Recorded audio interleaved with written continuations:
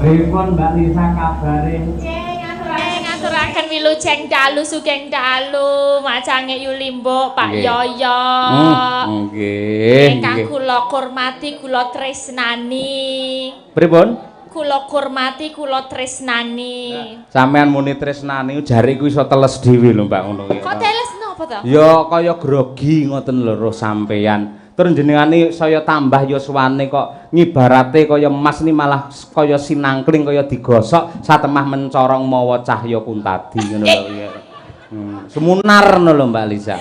Kok gitu? Oh iya. Maksudnya tresno itu kan sebagai sosok seniman yang dalang sing tak puja-puja ngono lho, tak idolakan ngono. Ora tresno sing kaya ngono gitu loh. Jadi emang mungkin sinarnya itu mung mergo bar pedot. Aku ki lho rungokno El. Wah, iki bukesi ya sumunar mawa cahya lho ya niki. Aku ki lho neng omah dadi bojone meh 15 tahun. Ora tau lho dilem-lem kaya awakmu El. Aduh, piye ki? Piye Masa to, Bu? Masa enggak pernah dilem to, Bu? Enggak. Malah ngelem awakmu iku lho El. Jane ya bukesi. Pak ampun ngaten lho, Pak. Nun sewu itu pendapat yang salah. Bukesi teng dalem ya tak lem ning panjenengane sok ora krasa. Malah nun sewu rekai lak mbiyen bar umroh to. Dadi sithik akeh ngerti basa Arab. Lah jebul wong Arab kuwi wong lanang ngelem karo bojone sing putih kemerah-merahan ki ling undang piye? Ya Humairah. Ya Humairah. Putih kemerah-merahan kuwi ya Humairah. Bukesi ya tak undang ya Humairah. Ora mungkin peh ireng tak undang Hajar Aswad ora mungkin. Nah, iki kan berarti menunjukkan rasa tresnone. Rasa tresno kuwi mau digambarne kena sangka apa wae. Nah, selagine audio awake dhewe yen belen bengi iki ya kaya ngene iki kepenak. Nah, kandhane. Iki jenenge enek kanca-kanca YouTube, Mas. Yen belen manggone kepenak nek kono ditata ya becik manggone. Menika sindenipun Madangkara mawi biru mawi petak tata nggih penak carane. Penak kesawang. Di sawang nggih penak. Mula Pak Cahya Kudati niku yen ngendikane kalih bojo mesti kepenak supaya rumah tanggane sakinah mawaddah warahmah. Lah iki pertanyaane siji. Apa, Mas? Kowe kapan? Iki lho, aja takon bab kuwi. Sing jenenge tresno karo jodoh kuwi kudu dibedakake. Wong nek umur sakmene nek diomongi ora payu-payu engko selak tuwek, engko selak dadi perawan tuwa. Aja, iki berarti wong lagi golek jati dirine. Urung ketemu jodone. Kudu dibedakake antarane jodoh karo tresno. Upamane jodoh. Nek wong saka tresno dhisik ya. Tresno. Ya, nek wong tresno kuwi arep suwene kaya ngapa? Kuwi iso ora dadi jodone. Nek ora dadi jodone pedhot tak dung-dung, pedhot tak dung-dung asine. Tak dung-dung kepedhot. Nah, kuwi. Tapi nek jenenge tresno arep kaya ngapa paribasane esuk sore dolan esuk sore mlebu sak mobil yen nudu jodone kuwi bakal kok dot dung-dung asolole tak dung-dung kepedhot. Yo kuwi mau tresno bedane karo jodoh. Jodoh arep diawali maune ora tresno mung dijodohke karo wong tuwa utawa misale ketemu langsung sret ning ati. Wah, kaya-kaya iki ana sinar sing bakal dadi jodohku. Lah kuwi diwiwiti saka barengan engko tuwuhe rasa tresno nek wis dadi siji. Kaya dulure dhewe sing manggon ning Bringin bengi iki temu wahyuning jodoh, wahyuning katentreman. Nah, iso muga-muga jaga dadi tresno, dadi ya jodoh. Lah, ora nggih tak tung-tung. Ora. Sing tung kan sing mau. Ora tak tung khusus seniman. Oh, mriko lek tak tung kula der. Mak jedor. Ning nadyan kaya ngapa Mbak Nun sewu jenengan mbok ngendika apa wae kata-kata mutiara sebagus apapun ning nyatane praktekke jenengan kan nun sewu angel mendapatkan jodoh yang sesuai dengan idaman hati. Mergo napa jenengan ora ngerti makna dari mencintai atau makna dari cinta itu sendiri. Tolong dijelaskan. Ah, Iso gelar lagi iso lho, belum lagi iki. lho. Arang Awake ramung dhewe iso gleleng. maca rene lho. Ayo, ramung gleleng lho, kudu iso gelar iki. Iya. Coba tresno kaya ngopo? Dirungokne ya. Dienjepi ro bukesi ra kira-kira.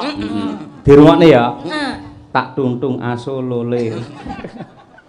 Wong iso Cinta, gelar iso gulung. Reng, rungono, Nggih, cinta cinta. adalah anugerah suci dari ilahi yang mempunyai kekuatan luar biasa untuk menuju ketenangan, kenyamanan, kesenangan dan juga keselamatan dunia sampai akhir. Itulah cinta sejati. Luar biasa.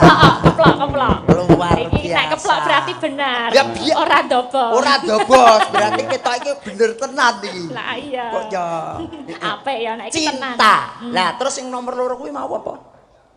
Cinta terus Napa? jenengan mau ngendikan Mencintai toh. mencintai. Mencintai itu artinya adalah ketika kita tidak menyakiti dan siap dengan ikhlas menerima rasa sakit yang diberikan oleh orang yang kita cintai, itulah makna dari mencintai. Ngono kuwi. Apik iki. Oh, aku ya duwe. Apa? Aku ya duwe Kuat, jenengan kuat. mau kan jodoh Jodoh karo tresno. Tresno. Aku nomor 1 kuwi jenenge bojo. Oh. B O J O. B. Berangkat dari suka duka sekarang menjadi cinta yang bermesraan. Oh, apik. O. Orang tua sudahlah merestui. Kalimantan tresno, Ponorogo ya tresno. Oh. J. Jadilah teman hidupmu sampai akhir hayat. Satu sampai mati. Terakhir O. Oleh karena itu jalinlah rumah tangga Anda, rumah tangga yang sakinah, mawadah, warohmah. Kuwi lek bojo kuwi jenengan mesti wis apalan. Saiki tak tambahi istri. Istri. I S T R I. I. Mas, Apa? isik cethuk pisan kuwi urung tau lho, kuwi mergo kudu apalanku kuwi. Loh, zaman saiki iki sing jenenge pelawak dituntut harus cepat, Spontan. cerdas berpikir, ngono kuwi. Istri. Heeh. I. Nuwun sewu lho dongakne lho Mas nggih. Iki padha karo tes-tesan biyen Mas arep dadi tentara iki ya kaya iki. Dites. Hati-hati tenan. Lah kene dosen lho, kene wong tani lho. Ora urung bingung piye ning ndas. Istri. I. Insya Allah beliau akan menjadi keluarga yang sakinah, mawadah, warohmah. Iki mau sakinah ya penguat. Wis to meneng wae kadung mumet ndasku kuwi lho. Kowe kok ya Bar iki ra entuk ngangge sakinah. ora Ayo. kenek. S. S. Setelah itu Anda harus selalu rukun, Anda selalu memadu kasih supaya keluarga Anda menjadi keluarga yang sakinah, mawadah, warohmah. Nggih, dagelan telek. Ayo. Muga-muga nggon tera ono. T. T. Tatak tutuk ngantos pupu sing yuswa. Dongakne kaken-kaken ninen-ninen Nggih. andon waringen sakinah, Kinah mawadah, warohmah. Ayo. P. R. R regu-regu paribasane mrono dijak, mulih dijrak, oleh rejeki sak kepel diwenehne sak kepel, oleh rejeki sak rinjing diwenehne sak rinjing. Muga kuwi jenenge wong keluargane sakinah, mawadah, warohmah. Sik, terakhir I. Para penonton kula nyuwun, mangke yen pas sakinah bareng mawon ben pucet raine. Ayo, ndak. Ayo. I. Insya Allah begini ki kula pun lunas, Mas. Lah sakinah. Ora dituki mergo lek bareng-bareng kula kuwirangan. Kok yo.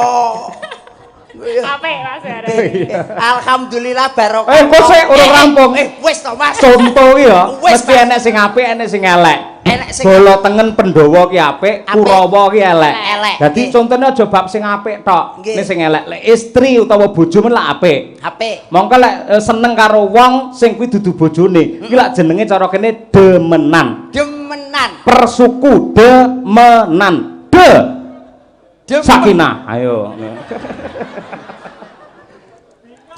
D. Demen dolan ning ora kandha bojone. Ayo persuku ae.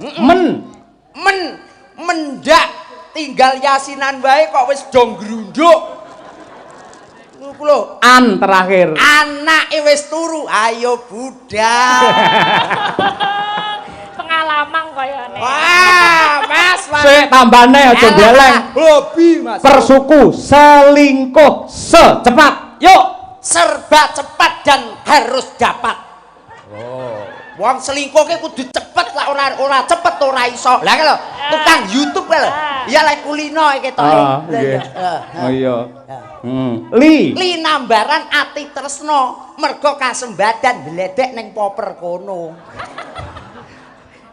NG ngendikane Prawinase sing penting ora konangan ora dosa. Kowe alah. terakhir koh. Koh ya koh piye iki? Koh lek konangan lho Mas, ngati-ati.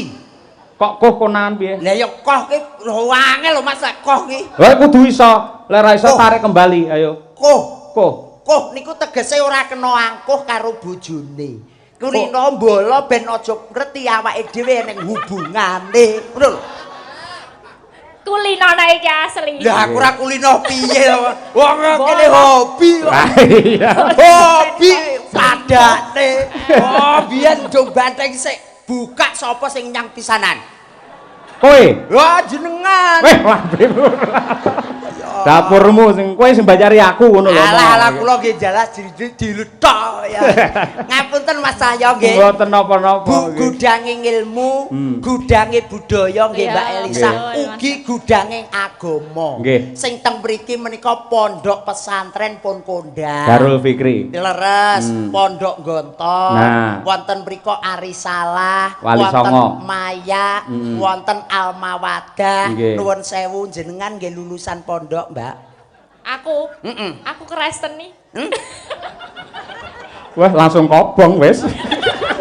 Mbok lulu nggih ngono apa piye malah ngobongne mesake lek setelan lho. Aku ra mudeng tenan kok piye. Aku kene ku golek sepelan ning ku ai kadek kinane karo Mas Yoyo. Kuwi banyolane entek-entekane pondok bersalin kae lho. Malah muni aku Kristen. Wah, wis.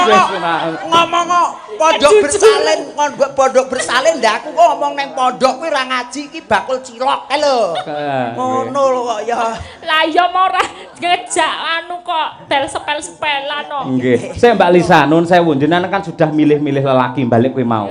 Monggo yo sing nate gandeng karo piye carane ben enggak ngomongin ini malah aku ben perhatian karo sampean ben ketok. Ini lho Bu Kesi lho enggak tahu malah Pak Yoyo tuh tahu duluan lho kalau aku pedot. Hah? 10 tahunku. Lah sampean yo omong karo aku terus ngomongi mari kaget. Lah le miwiti jenengan nok lewe karo aku, Mbak.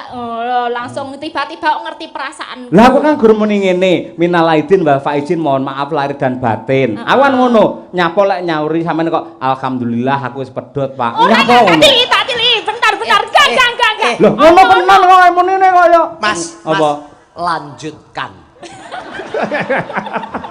Kuwi jabatamu apa lanjutkan lho. Loh, Pak niku nggih ngoten nek ketoke seneng greget saute kepenak ya monggo. Oh, iki jenenge chemistry ya, Mas. Lah iya lah.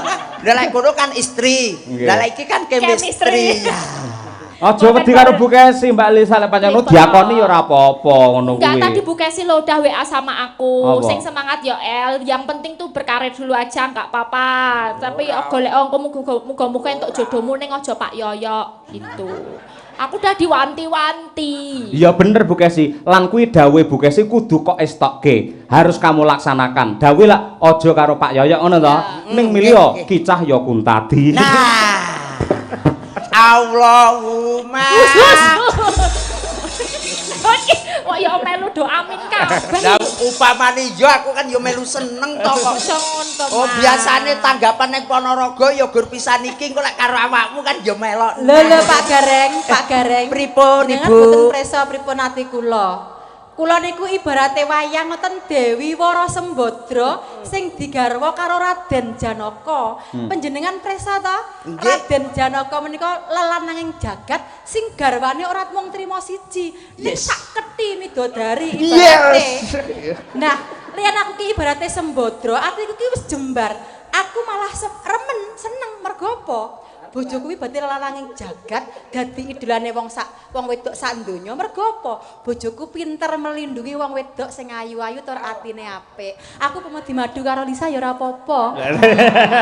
Mas Yoyo. Malah penak. Nuwun sewu Mbak Elisa nggih. Nuwun sewu Mas Yoyo. Kula pun gadah langganan jamu teng Ponorogo. Lambemu aku sik enom ora perlu ngono kuwi. Lah terus ngangge apa? Ora ngge apa-apa ngene iki sik bakoh padakne awakmu ora ya. Saru lho ora. Isik rosa to. Rosa lho. Hah? Rosa lho. Luweh rusak luweh ora sing penting kita wis beda keyakinan. Jadi beda keyakinan. Mergo aku Islam Hamen Kristen ngono to? Enggak. Lah keyakinan piye? Keyakinan piye? Kamu yakin sama aku? Terus kono? Aku rodok yakin. Dek arep muni gak yakin rawani dek. Ora wani. Wedi lek tak santet kok dul.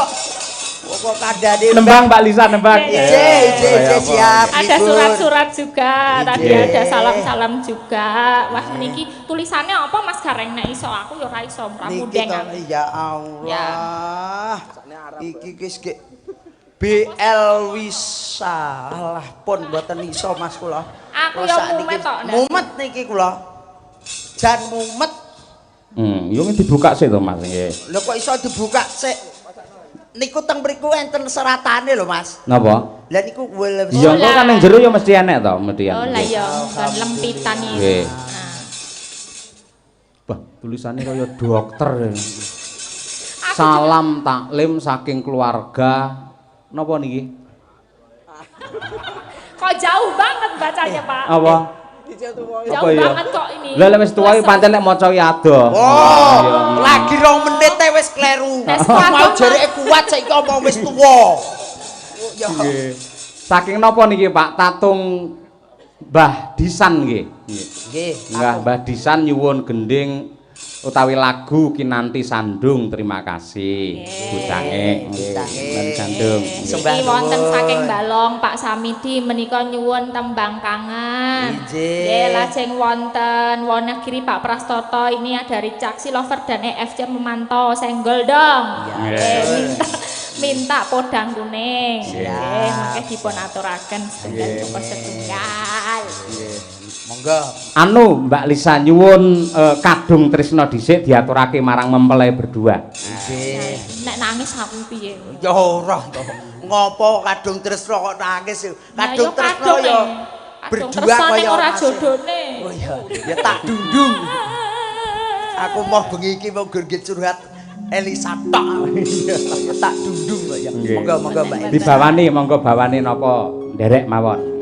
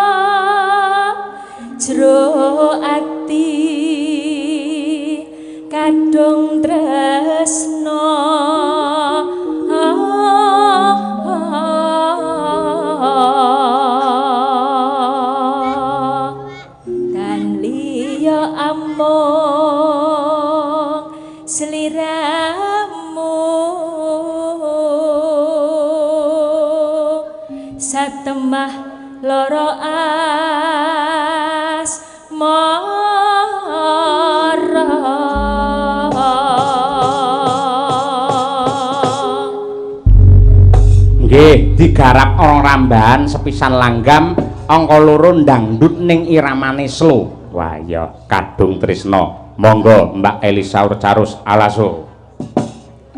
Lamat wis katon tejane yen mbok berangkat mancara aduh wiragane sinawang tak bosen yen kesemut bimbo katut nyata jemi komrak ati aduh lestari ya tani lapisa sareng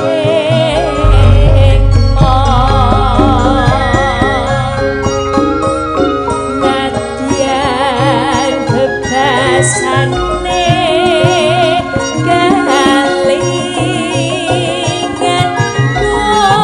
godhong salambar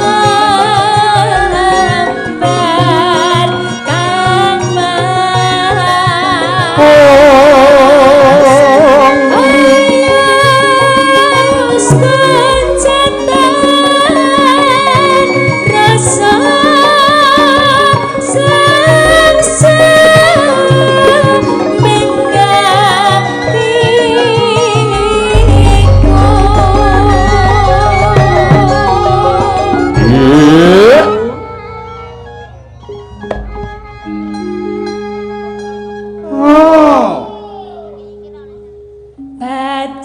bacaane wimbuh patut nyata jeni komrak ati aduh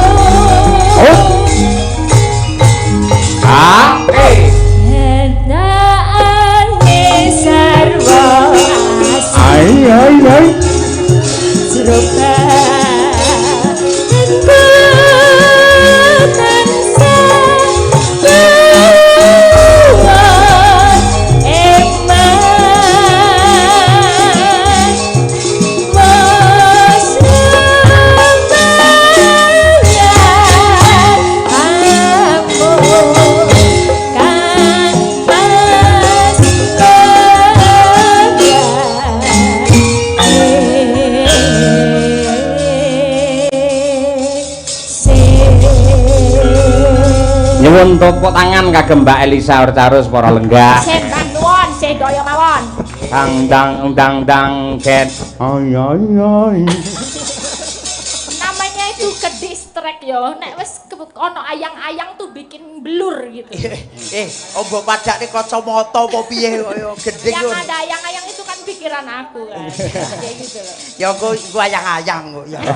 Suwun Mbak Elisa. Matur suwun Mas Gareng. Nggih, sembah nuwun. Karo kawula Mas Cahyo menika lagunipun Kadung Tresna. Nggih. Muga-muga tresna ingkang sejati mliginipun kunjuk dumateng pinanganten sekalian. Nggih, Mas Arbi kalian Mbak Nindya. Leres Mase Mbake sarjana pendidikan seorang guru. Nggih. Dan Mase seorang TNI.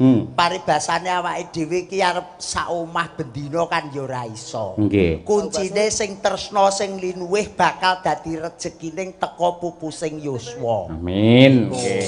Tak golekne kanca meneh Mas Gareng. Injih, Mas. Iki ana sing ngersakake ya kuwi jaranan Mbak Winong. Nggih, Nduk. Jaranan. Coba men jumeneng cublak suweng Winong Nawangsih Tulungagung punya. Yo.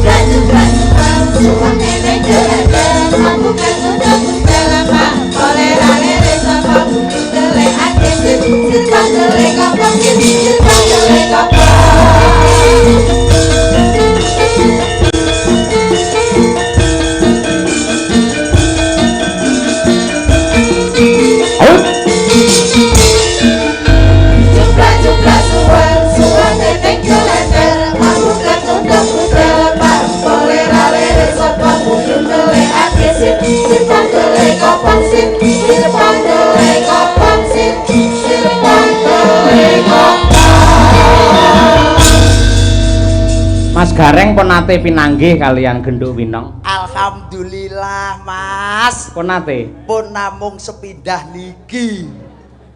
Wong kok ya terus cethukku ke kapan Mas? Bahasane kula ki menggur AKDP lho. Apa ki antar kota dalam provinsi. Nggih. Niku wong kula ki nggih lek jenengan kan teng isi. Lah kula UGM.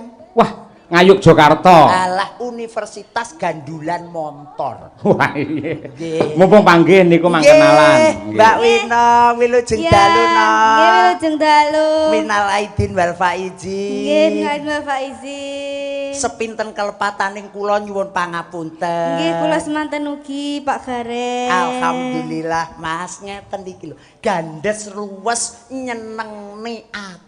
Cara buah Mbak Winong niku napa? Lho paling boten anggur to Mas. Anggur. Anggur. Kok iso anggur? Mbok ora dadak dionceki, ora dadak dikumbah langsung dipangan. Pus. Sik, lha iki Mbak Umi Hafifah cara buah napa? Mbak Umi Hafifah niki yen cara buah ngoten lek teng desa ranti. Ranti. Ranti. Kok ranti? Ranti niku nggih cilik, nggih. rupane ireng, wokeh cemul ngoten, lebu bleng kena kanggo tamba. Oh, kowe tunggale jamu berarti kowe. Kena nggih jamu, kena nggih tamba tresna. Nggih. Lek Mbak Birgita iki. Birgita lho. Wih, jane kaya ngene iki lek terus buah napa? Jane ngeten iki lek cara buah niku nuwun sewu lho Mas. Manggis, Mas. Manggis. Manggis. Kok manggis? Manggis niku tidak pernah bohong. Sing buri 5, jerone ya 5. Nggih. Niku Mbak Bukesi napa? Bukesi to? Heeh. Lek Bukesi niku sakniki napa kala rumiyin? Ya sakniki wong piyayene saiki kok. Sakniki to? Nganti elek surat tak janah we. Mboten lek Pak Bukesi niku nuwun sewu. Cara buahe ngoten melon tanpa biji. Melon. Layak gilap we ayo. Melon tanpa biji. Tukune ning dengok etan kono, dibuka marep ngulon, seret banyune cur. Dulur pengkol, dulur bringin kabeh padha seneng. Yen kuwi bar Bukesi Mbak Trihastuti, Mbak Tutik. Mbak Tutik Niki lek cara buah Mbak Tutik niki nuwun sewu lek semangka. Kok semangka? Nggih, semangka niku dipangane lek pun ming wayah poso. Nggih. Dadi lek ora poso ora dipangan ya. Nggih, ora poso ya ora tau. Wong jenenge semangka kok, Mas. Nggih. Oh ya. Selanjutnya. Nggih. Malah kok semangka ya. Mbak Lia, cara buah napa? Mbak Lia mriko to? Nggih. Nuwun sewu lek Mbak Lia ke. Nggih. Nuwun sewu apa ya? Niki kula cedhaki ngoten pareng nggih Mas nggih. Nggih, watan aja didemek. Mboten namung kula ambet tok. Lek didemek ngentut kuwi. Ayo. Mboten malah seneng kula. Cedhaki ngentut niku kula demen Pak nuwun sewu Mas. Alah, pun kecekel Mas niki. Apa cara buah? Pace. Nek kok sia-sia. Oh, mboten sia-sia. Kuwi seniore Parasinden lho kuwi, ora suarane apik. Warpa senior Parasinden jenengan aja nyedak kulek ngentut. Wong urung ngatek ngentut bae tak ambet mabel. Lah iki kaya pace. Ketoke kok kancane. Men komplit Mbak Lisa cara buah apa? Lek Mbak Elisa lho. Ora wis bendina teng mriki lek niki kan nggih buah kesukaan to. Oh, makanan sehari-hari. Makanan sehari-hari komplit kabeh kuwi. Apa kuwi? Iya seneng semangka enek. Terus apa kuwi melon enek, terus duren enek, terus anu salak enek, terus apa wis pokoke buah-buahan kabeh enek nek kono. Dadene sitok sak kresek. Sampeyan cara buah ya apik kok. Oh, napa Mas? Cara buah sampeyan iki pelem. Pelem alhamdulillah. Pelem sing luwegi rupane kuning semua abang kae. Nggih, pelem. Ning digondol codot dadi ya ngono kuwi. Mboten napa-napa Mas, mudhun jruk, tundulan codok jenengan dahar. Iya. Nggih. Lambene. Nang iki lho nang. Ayo. Nggih, Mesti ya penggemarmu ana sing ngersake jaranan. Nggih, Mbak Winong niki napa melih niki teng bumi Reok Ponorogo, Mas. Nggih. Pokoke ya jenenge jaranan iki tidak hilang dari pandangan seorang penduduk Ponorogo. Ha, nggih. Nggih, Pak. Halo. Niki sakderenge nembang kula ajeng tanglet angsal. Oh, boleh. Niki wau kan kula kalih Mbak Birgita, kalih Bu Kesi, kalih Umi kan kaget to nek Mbak Elisa niku jomblo. Kok jenengan niku malah ngertos niku sejauh apa to jenengan komunikasi niku karo Mbak Elisa niku? Kowe iki cah cilik iki guru urus aku karo Bu Kesi karo Mbak Elisa nyapo cah cilik melu-melu. Kula kan kepo lho, kula kan sayang Bu Kesi to, Pak. Terus mungkin nek Bu Kesi disakiti kan saya ndak terima. Hah? Gitu. Sing nyakiti Bu Kesi iki sapa? Lah, kula namung tanglet sejauh apa komunikasi jenengan kalian Mbak Elisa niku mawon, Mang. Ora jauh, aku dekat kok ora jauh. Duk. Ayo. Duk. Kowe pengen ngerti sejauh apa Pak Cahyo dengan Mbak Elisa. Nggih. Engko tak sadapne WA-ne kowe meneng sih. Nek kaya pihak kepolisian. Wong kene mantan intel kok. Ninggal katresnan ya nang ya. Nggih. Ayo, nggih tampa kangen suwi ora nembangake kuwi. Ayo, Langsung wae rong ramban. Ya, kaya ngono. Winong nawangse, coba diaturake para lenggah sugeng mirsani. Ya, mangga. Jaranan dangdut kreasi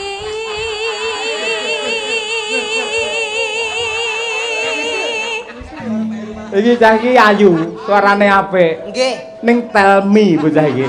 Kok Napa to, Pak? Orang rungokne omong aku to. Napa to, Pak? Tanpa ngangge bawa langsung gawe. Oh, alah. Maaf, Pak. Duk Winong. Sadapane HP kuwi mau aja mbok waca saiki. Wong sadapane HP mbok waca saiki dadi bawa. Iya. Kok ndak kedengeran ya tadi ya? Maaf ya, Pak. Umur kok ya. Iya. Ya wis ora apa-apa mung kadung Ndak apa-apa wis, ndak sido nek nu. Ngojo kadung metu ora sida piye ora. Isin au. Diterusne Pak nggih. Sik tak tekokne Bapak. Saiki sing lenggah wae sing menghakimi. Pripun dibawani mboten, Pak? Lho bawa kuwi lho, kowe diselamatkan. Ya diselamatkan. Nggih, iya. Iya, iki pikirane ya iki padha karo Mbak Elisa. Wis seprene ora ndang entuk pacar no wae. Jangan gitulah, Pak. Kuwi lah bocah gur mangan. Ketoke gedene ya kuwi ya gedhe mung awake tok. Ayo. Lho, kula iki Gede atine nggih gede lho, Pak. Eleh. Paling sak lepek. Mas Cahyo. Mas Cahyo. Kula mboten patun ngomong. Lah napa? Wong jenengan pun persis kok. Ya. Ya dibacate nang apa nang. Ayo apa. Ya. Sir kuwi aku menghindari bawa kuwi mergo mau wis dingi karo Mbak Elisa Asmarandono. Ning ora apa-apa. Cakepane kan beda. Beda. Enggak. Ngapunten, Pak, mboten mireng wae. Heeh. Tujune kowe cara buah kok ya seger, pamane cara buah kowe pace, tak penging kowe. Untung kowe mau ya awakmu anggur lho. Ora dadak diumbah ndang dilek wae. Ya. Termusuk to. Garenge ngawut, anggur mau jane umi lho, ayo. Ngawut mbane lho. Lah yo lek umi ki lek anggur lah wong isih sakmene cilike wong tenggo pinggir dalan dipangani kan nggih repot to, Mas. Mending nggih jamu wae lek wis sehat iki dolanan anggur ngono. Iya. Ya nang ora apa-apa Cahyo. Ayo. Rineng kaindaing beksa nih sentere wejaran pegon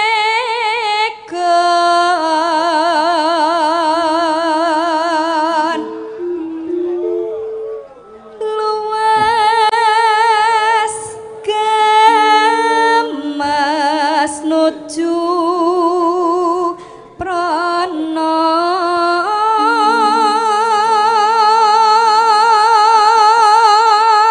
nonano pinter agawe brangto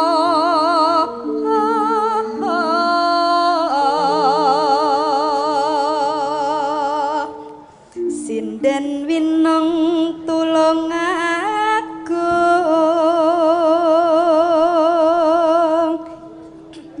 aja nganti ninggal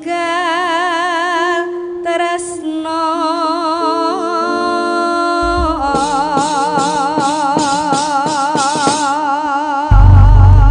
ya menika ugi kula aturaken dumateng Pak Jono Busri sing tebih saking Surabaya kraya-raya tindak wonten Nglaladan Bringin Kauman Ponorogo.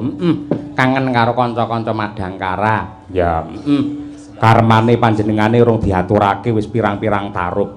Kutut manggung ning nggon gara-gara wae. Ya, Ya, Nduk, winong nawangsih. Ya.